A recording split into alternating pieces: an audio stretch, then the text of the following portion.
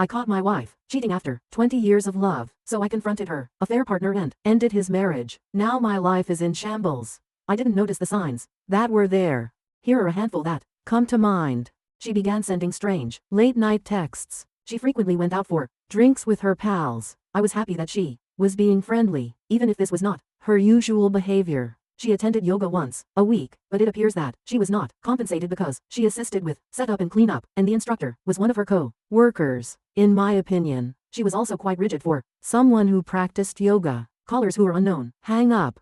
If we were near each other's phones, we would frequently answer them. She had an unidentified caller on multiple occasions who would end the conversation as soon as I responded.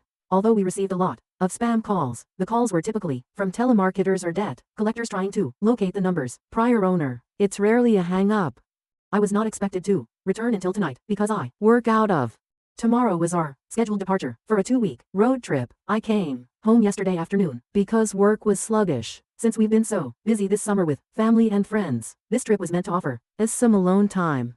I didn't recognize the truck in my driveway when I got home. Recently, my neighbor inquired about my opinion of the new truck, but I assumed he was wrong and didn't give it much thought. I had a horrible instinct. As soon as I saw the truck, the feeling was there, and it was powerful. Even though I loved and trusted my wife, I crept to the window of our bedroom on the side of the house. It was open, and as I approached I could hear them. My worst suspicion was validated when I peered out the window. On my bed they were straight there, nude. I turned to leave. I've been resisting the temptation to do something I'll later regret. Right now, I'm having a hard time caring what happens to me. I spent the night in my family's cabin and drank all that was there. I was about to confront her on my way home today, but I changed my mind. I'm not prepared. Anger is all I can feel. Violence is all I can think about. Right now, I'm not in a good enough state to see her. I'm currently back at the cabin. I've spent the last hour gazing at a 60-ounce bottle of rum. I don't want to become wasted and make poor choices, but I do want to get wasted and forget this. I am aware that this is a pivotal time in my life and that what I do in the days ahead will determine how I live the rest of my days. I am there. I need assistance. I'm contacting strangers because I'm not ready to talk to friends or relatives. F this. Planet. Edit. The rum will remain nearby for the time being, but I have made the decision not to consume it. My brother is on his way and should be here in a few hours. According to the phone call I made, my wife just texted me to tell me how much she loves me and how excited she is for our trip. I still haven't replied. In addition to my brief update, I wanted to clarify a few remarks and queries that continued to come up. I feel much better today. If you can't tell, the pain subsided almost entirely. Although I still feel like I've been hit in the stomach, I've started to look ahead. I don't think this is correct. Am I just incredibly resilient, or is this a sign of things to come? To shed some light on the queries and remarks I've received, I've included some cliff notes. When I mentioned wife and best friend, I meant the dual roles my wife and I had in our relationship. I didn't even know the other guy, let alone consider him my best friend. I didn't get a good look at him, but based on my fleeting impression and the fact that I saw his car, I don't think it's someone I know. We are childless. However, we intend to have them shortly. We recently sold our home, and when the new owners move in September, we plan to relocate closer to my place of employment. Like he did for me, I will express my gratitude to my neighbor in a subtle way. After a long work travel, I must admit that coming home to Willow P may be one of the worst things. I sincerely apologize for what occurred to you. As for us, we're just getting started. So grab a seat and let's get started with the first update. My brother and I had a lengthy conversation when he got there. He has been my actual best friend, and I've come to learn that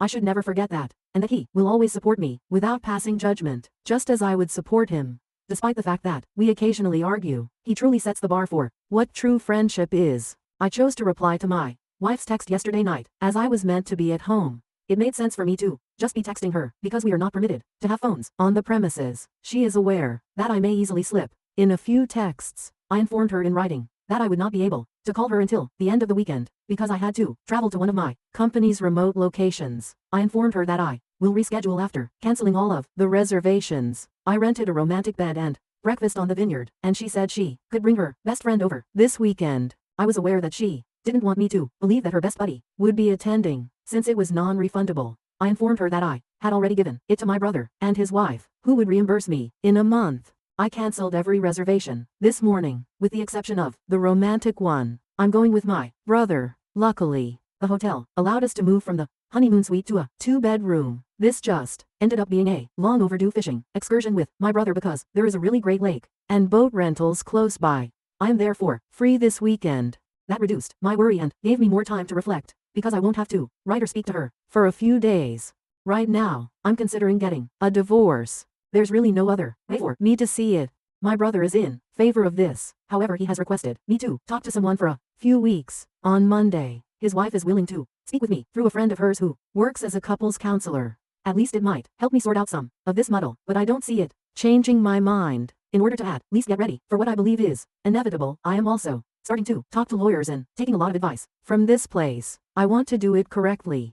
I don't think she would try to cheat on me, but I also don't think she would try to do so. So I think I should be ready for anything. That was a brief update, but it gives us a glimpse into the ops' current thoughts. Let's move on to the following update, which is quite extensive and contains a of information. Now, let's go on to that. The last few days have seen a lot of events. To go to the Tibetan breakfast on the vineyard, my brother, Matt, and I drove for over 5 hours. I am really grateful that he has supported me during this time. It helped me get my thoughts straight, although it was more of a venting session. Our fishing trip wasn't very successful. The proprietor of the Bee provided us with some food after we both caught a few trout that we had to release because of their size. Those were quite successful. We took a car back to Matt's house on Sunday. He lives almost an hour away from my home in the town next door.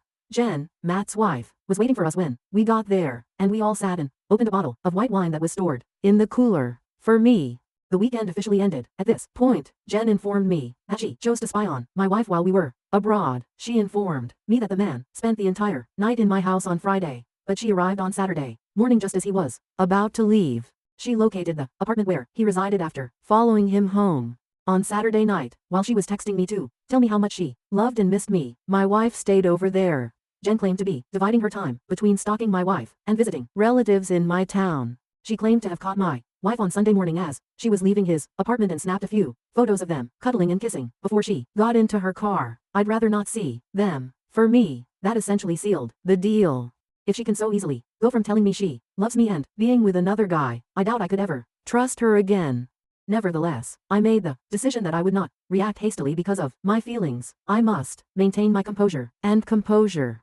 Jen then informed me that Sharon would be joining us for supper. Jen made an appointment for me with a psychotherapist named Sharon. To be clear, this was my first encounter with my wife, and she has never met her. We got along well, and Sharon was a really pleasant girl. Following dinner, Sharon and I took the dogs for a stroll around Matt's neighborhood, while also having a little private chat. Sharon was quite helpful since she listened well and gave me the impression that I didn't need to be cautious. Being that open about how I felt was therapeutic. Even though I get along well with my brother, this was something new and much needed. I enjoy blogging on Reddit for the same reason. It's a way for me to vent and clear out some of the chaos in my thoughts. The only practical advice Sharon provided me during our hour-long walk was to not put off talking to my wife. It will be more difficult to discuss this with her the longer I wait, she said. She explained that right now, I need clarity more than anything else, and my wife is the only one who can provide it. Jen and Matt invited me to remain with them for as long as needed. Later that evening, I talked to my manager, who was able to arrange for me to live in corporate housing because I'm aware that Matt and I have a time limit on living together. Although I had to leave on days off, I had been staying there every other week for some time. If I needed to, he was able to arrange for me to remain full-time for a few months. Later that week, I made the decision to reschedule with Sharon for the first session. I thought talking would be enough, and she agreed. I lay in bed all night Sunday, trying to figure out how to go about this. I found this difficult, because even the hypothetical situation in my mind made me feel depressed or angry. I made the decision to wing it. Normally, I perform well under pressure. I got up the following morning and Matt and Jen farewell. What if he's there when I get home? I asked myself as I drove home.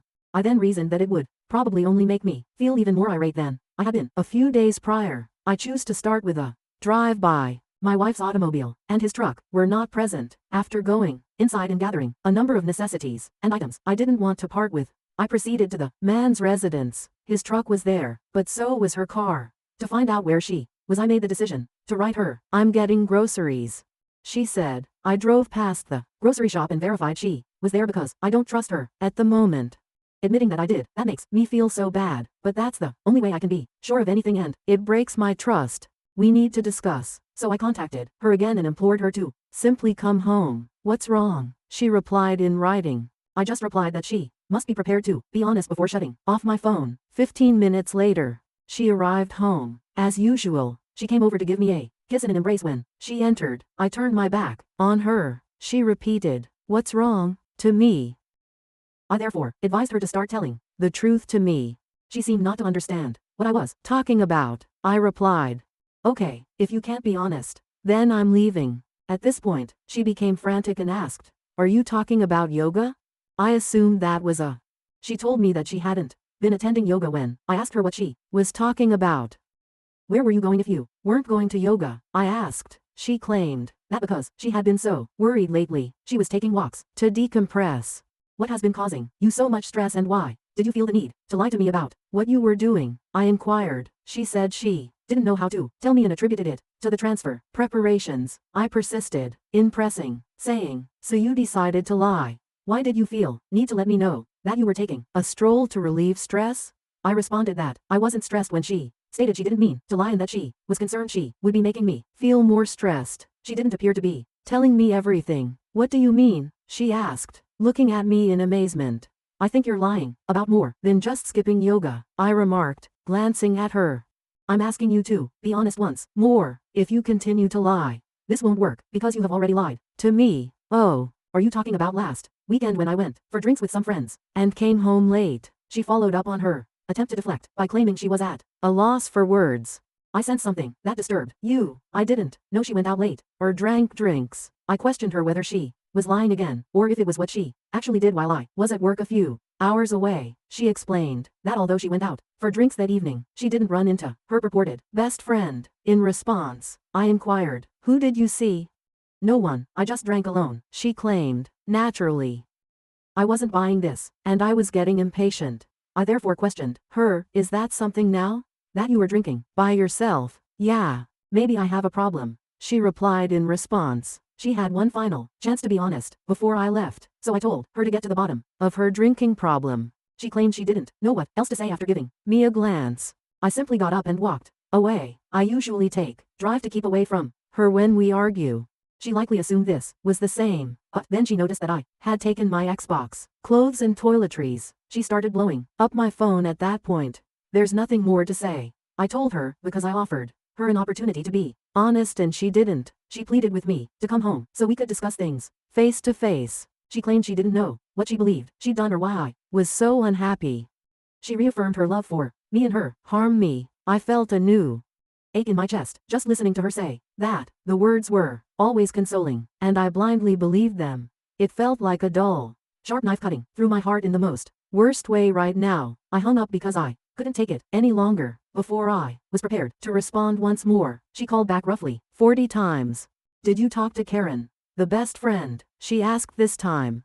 She responded, "Come home, I don't want to say this over the phone." When I asked why, in order to lower my heart rate, I agreed and continued driving for a little while longer. I then returned home. "I assume you spoke to Karen," she began. She went on to describe how they went out for drinks a few weeks earlier when I was at work, but I just gazed at her. When a few men began purchasing drinks for them, they simply cooperated. One of the guys tried to kiss her as they were leaving, but she quickly retreated and informed them that she was married. She then expressed her regret and wanted to inform me, but she was a fool and chose to keep it a secret from me. She also informed me that without asking, Karen provided his friend, my wife's, number after hooking up with the other guy. Since then, he has texted her a few times, but she has never responded in writing. After all of that, I just asked her to show me her phone, and she did. Other than her mother and me, there were no texts at all. This was new to her, because she never deletes her texts. When I investigated the deleted images, I discovered one of a guy I didn't recognize, even though her photos were clean. She told me it was the man who attempted to kiss her when I inquired who it was. "Why did you take a picture of him?" I asked her again. Once more, she placed the blame on herself, claiming that I was just being stupid. I pointed out that it's not a valid excuse and refused to allow her get away with it. I pressed her once more to explain actions. She claimed not to know. "Is that all you want to tell me, or is there more?" I inquired, growing weary of the whole situation by this point. That was all she could think of, she said. I went out again. I didn't want to face any more hints of the truth. I climbed into my truck and headed out. She tried to stop me as she hurried outside, but I was already out of her grasp. After having my lunch and trying to think of what to do next, I went to the adjacent park and just sat on my tailgate. As I sat there, I started to recall other things I should have known better, like the times I worked a weekend shift and went to bed early. Along with some of her girlfriends, my wife went out to the club. She wasn't home when I woke up at 4 in the morning. I tried calling her several times, but nobody picked up. She called me back about half an hour later to ask if I could come get her. She informed me that they were unsuccessful in their attempt to hail a cab. When I picked her up, her buddy was approached by a pair of men who wanted to stop at home before offering them a ride. Her married buddy entered a room with one of the guys when they arrived at his residence. According to my wife, she looked for her for long before giving up and waiting with the roommates in the kitchen while enjoying a drink. When I tried to call her, she said she didn't hear her phone. We got into a fight over this, and she ended her friendship with her friend because she was disgusted by what they had done. I assumed that was the end of it. She once made the trip to another city to see a close friend. A scheduled girls' night was held. 4 of the girls were in their pajamas, watching movies while intoxicated. That's what I was told anyway. She then gave me a good night call at around 1 in the morning. She kept telling me that they were having a nice girls' night during our 20-minute conversation. Then in the distance, I heard a man's voice. She initially denied hearing anything when I questioned who it was. Then, loudly, it occurred once again. Oh yeah, ex-friend took a couple of guys with her. She answered, unable to deny it. Everyone in this place is furious about it. She was 3 hours away and intoxicated. She forced me to put my trust in her once more. We discussed that as well as her refusal to inform me of their presence. She vowed never to place herself in such a predicament again. That obviously didn't stick. I was prepared to try this one last time. After recalling all of those things and our discussions about them, my phone rang nearly instantly after I switched it back on. She was yelling for me to come home. When I responded, I returned home by car. As soon as I stepped inside, she was there, crying uncontrollably. She kept saying, I'm so sorry, while seated on the couch. What are you sorry for? I asked her. She started to rock crazily back and forth. She confessed to lying about the man who attempted to kiss her after it took her a solid 5 minutes to collect her breath enough to talk. I asked her to explain what had transpired after giving her a quick glance. She claimed that evening, the 4 of them returned to his house and played about. Even though I knew there was more, I felt lightheaded simply listening to her say it. There seemed to be a million people talking into my ears at once, and the room seemed to be getting smaller. I believed that I was experiencing a panic attack. To get things back to normal, I went to the restroom and washed my face with cold water. What exactly did you do? I asked her again. I forced her to do it even though she attempted to avoid it. She went on to say that she gave him her head after he touched her. Was that it? I questioned her, knowing it wasn't all of it, and she said, yes.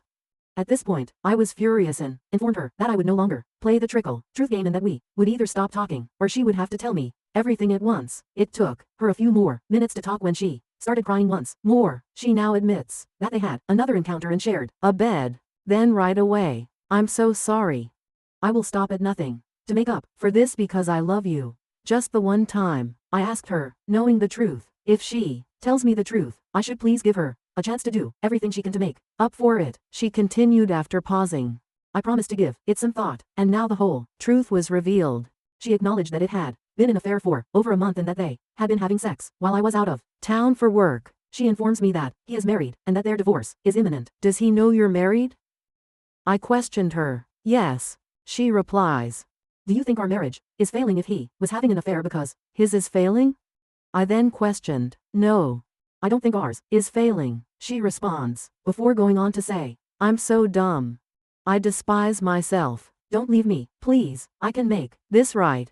How would you do that? I inquired, and she stated she would do anything I requested. What would fix this for you? If you were in my shoes or the shoes of your affair partner's wife? I questioned her. She said that it would be resolved if she knew the truth and could believe that I meant what I was saying. Then she said, I'm trustworthy. I made a mistake and will not do it again. Would you want to know the truth if you were his wife? I questioned her. Yes. She replied.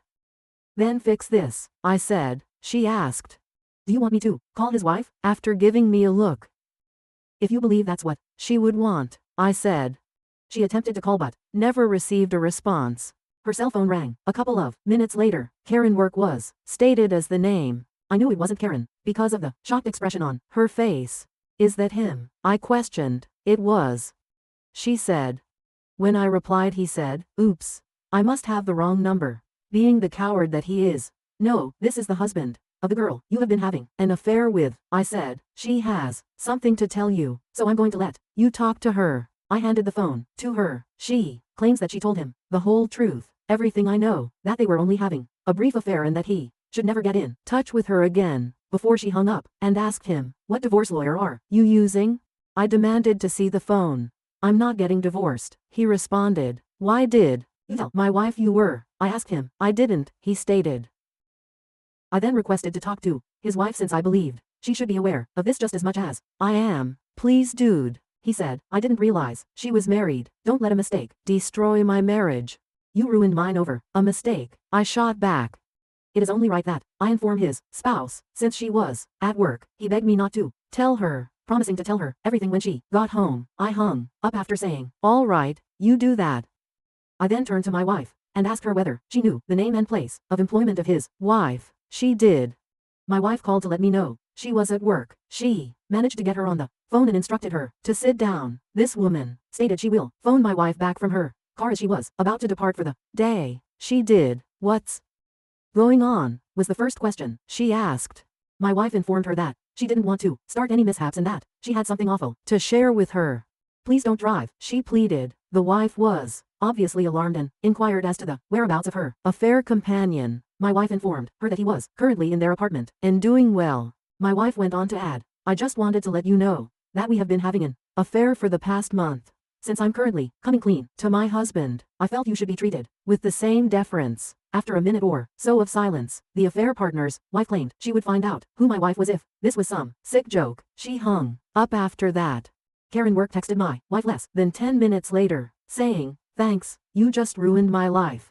I picked up the phone and replied, you just destroyed 2 marriages and 4 lives. Remember that, you bit of junk. You were to blame for this. My wife pleaded with me to stay with her for the next hour. She promised me sexual favors, counseling, and the promise that she would always be by my side. Thanks to the comments, this was just what I expected. Then as a reward, she suggested that we take that trip. She said, we need time away. My work schedule has been separating us lately, so we need to get together and spend some quality time. And just what I thought she would say. I went, but she wasn't expecting me to inform her. Additionally, she wasn't prepared for me to inform her that I already had a counseling appointment scheduled. She most certainly didn't anticipate my telling her that I had slept with her in my own bed. She probably didn't anticipate that I would have a hotel reservation in place. She sobbed on the floor when I told her all of that. She began to complain that she didn't deserve to live. She advised me to break up with her immediately, since she is too awful to be with anybody else. That was how it continued for some time. I listened to her justifications for 4 hours straight, during which time she tried to give me a hug, a cuddle, or even a head if I would just remain and work things out with her. When I finally phoned Karen, I informed her that her unfaithful buddy was suicidal and her to come watch her. After that, I departed. I haven't spoken to her since that incident, which occurred about a full day ago. All day long she has been phoning and texting me. All day long her friends and family have been phoning and texting me. Each one has a different justification or request for sympathy. The only person to write to me was her father, who assured me that he would always love me like a son, no matter what, and that I should act in my own best interests. I had my first good cry since this whole thing started when I read it. My counselor Sharon and I have appointments tomorrow and Thursday, respectively, though I'm unsure of everything until it happens. I believe I know where this is headed. I apologize for the long story. It's just a good method to get things out. Once more, thank you very much for all of the letters and comments. I feel so much less damaged and more hopeful because of the folks who are sharing their own tales like this. I truly appreciate all of your words and actions on my behalf. That concluded the update. Before I offer my commentary, we have one last update regarding this story. All I can say at this point is that I believe the op did a fantastic job of persuading his unfaithful wife to tell the truth. Final update. Well done he. Let's proceed to the last update now. It was a pretty eventful week. I've been alternating between my brother's house and camp. I only stay on nights when I have an early appointment because I want to be as unobtrusive as possible. I've benefited much from my employer's permission to take a few weeks off for personal reasons. I've kept going to see the therapist, Sharon. So far, I've seen her 3 times. Personally, I feel better now than I did a week ago. Therefore, even if I don't think our visits are very fruitful, I do think they're a nice opportunity for me to get some things off my mind. I will therefore continue for the time being. Last Thursday, I had a conversation with a lawyer.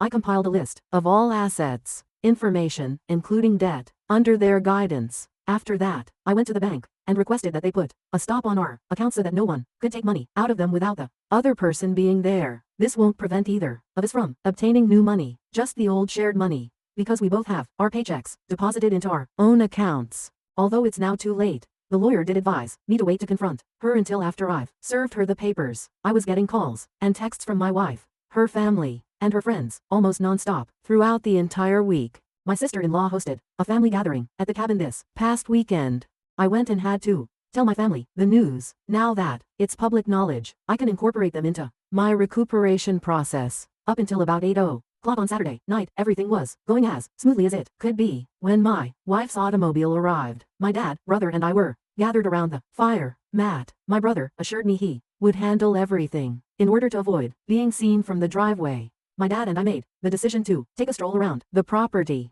I could hear my wife yelling at my brother to move out of the path as we were just about to enter the woodland. She was accompanied by a few of her pals, who were also shouting at Matt and urging him to shut up. He tried his hardest, but in the end they were too much for him. She pushed past him and came running toward us. She must have noticed us going in that direction. I stated I would handle her, even though my dad offered to. My wife, who I'll just call Kate, came racing to me and started crying. I didn't stop her from giving her a hug right away, but I also didn't give her one in return. She pleaded with me simply to talk to her. I accepted, and in order to have some peace, we strolled around the property's trails. The other guy's wife has left him. According to Kate, she told me that he blamed her for everything and threatened to kill himself over the phone. She says she hasn't spoken to him since telling him to. She then takes out a piece of paper and begins enumerating the ways she intends to make amends with me. She provided all of these services on the first day, including sexual requests and couples therapy, and then she surprised me. I don't want to continue living this way, she says. She stated that she wants us to both quit our jobs, go abroad, and open the small beach bar we've always discussed. She claimed that if I accompanied her, she would depart. In order to contextualize this is all that came to mind for the previous week as I tried to picture my life after the divorce. I assumed that everything would have to be restarted. I might as well add another element to the tremendous change I'm currently going through and just do what I want.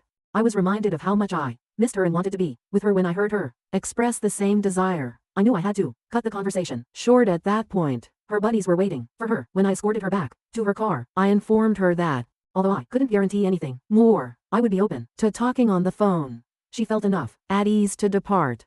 Since then, we've talked on the phone every night, but it never changes. She sobs and pleads with me for another opportunity. I hung up after becoming upset with her for what she done. Right now, I'm having a terrible time missing her. It's difficult to talk to someone who was my best friend for decades. It is heartbreaking to realize that all of our hopes and dreams have been thrown away. The only thing I want is to simply move and start fresh somewhere else. She wrecked it, even though I wanted that to be with her. She took that away from me. That's all. We only have that information from Op. With any luck, he was able to complete the divorce, relocate to a beach, and open his bar. At least we know that the affair partner received his just desserts and that he was able to confront his unfaithful wife. I thus hope that the original poster is content with his life and enjoying himself wherever he is as I wrap up this film, which has already been long enough. In addition, how many of you would like to see a beach bar like the one the original poster mentioned? That is one of my retirement fantasies, and I'm aware of it.